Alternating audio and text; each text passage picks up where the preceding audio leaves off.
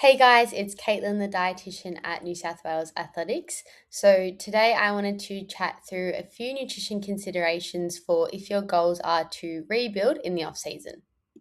So when it comes to off season, often athletes have a little bit of a lighter schedule, less competitions, less training, less pressure to perform at a high level, which can mean it's a really great opportunity to focus on building strength and muscle mass to hopefully set you up for the next season. So athletes probably have a little bit more time to prioritize hypertrophy training, recover from the season they've just had, and that's going to really set a really good foundation for that next season to come. And while the type of training you're doing and the volume of training you're doing is super, super important, these training adaptations of increasing strength and muscle mass aren't going to happen through training alone. This needs to be complemented by correct nutrition, which is what I'm going to touch on over the next few slides. So the first nutrition consideration we're going to look at is energy availability. Now, this can be broken down into two kind of components. First one is your daily overall energy intake. So muscle growth and development requires energy to help lay down that tissue. If we are not fueling enough for muscle growth, this is going to reduce our body's ability to actually build that tissue as well as repair the muscles from our hypertrophy training to become stronger than before. Then if we look at a different type of energy availability, this is going more into our pre-training fuel. So making sure that we are fueling before our strength or our hypertrophy training session so that we're able to hit those higher intensities, do greater volumes, lift heavier weights. If we're under fueling and we're not prioritizing our pre-training snacks, we're often not going to have a good power, volume, or training quality output. So some tips to ensure that you are hitting that energy requirement is firstly making sure you're eating regularly across the day. So for most athletes, that's going to look like 3 meals with at least 2 to 3 snacks in between. You want to make sure you're having a carb-rich snack or meal about an hour or two before training. And then we also want to make sure that after training, we're not only prioritizing protein, but we're also prioritizing carbohydrates to support our recovery and replenishing those fuel stores we've just used so that we're ready to go in our next training session and have a quality session.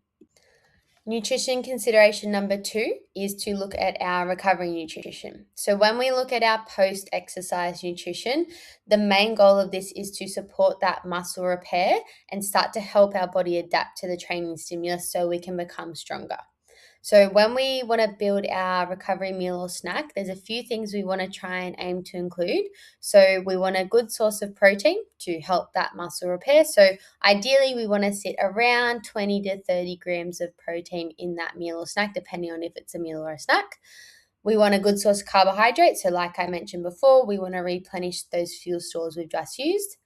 Ideally, we have some sort of color in there, so fruits or veggies to support that recovery process, but to support our immune system, which is also going to play a role in adaptations. And then ideally, we also have some fluid to help replace any of those fluid losses that we had during exercise. So, my top tips to support your recovery nutrition is firstly, try and aim to eat within an hour post exercise. If you're unable to get a meal in that time, that's totally fine. Just try and have a recovery snack. So, for example, if you're maybe training mid morning and lunch isn't going to be for another few hours, just have a recovery snack and then you can get your meal in after that. So, some examples you could look at for a snack could be a protein muesli bar or a Rokeby Farm smoothie. If you're looking at a meal, you could do a chicken salad wrap or a rice bowl with beef and rice. Okay, so nutrition consideration number 3 is looking at your specific protein amount and distribution across the day. So, like we mentioned before, protein timing after exercise is really important.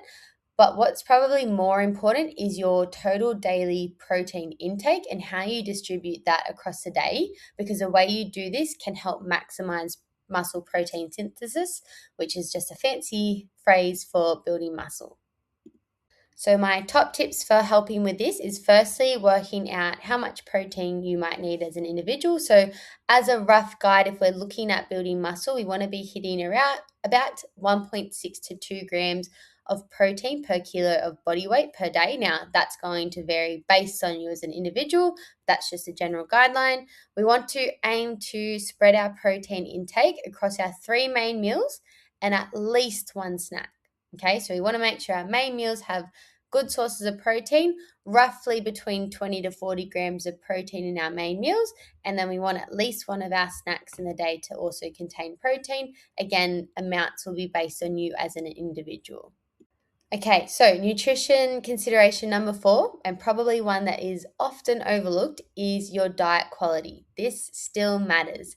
So, yes, things like calories, protein, carbohydrates, they do matter when it comes to building muscle and hypertrophy training, but doesn't mean anything if you don't have a good nutritious diet. Okay, so making sure we have a good diet quality is going to support your training adaptations, support recovery, support your immune system, and long-term health. So you can keep doing your training sessions and performance for longer.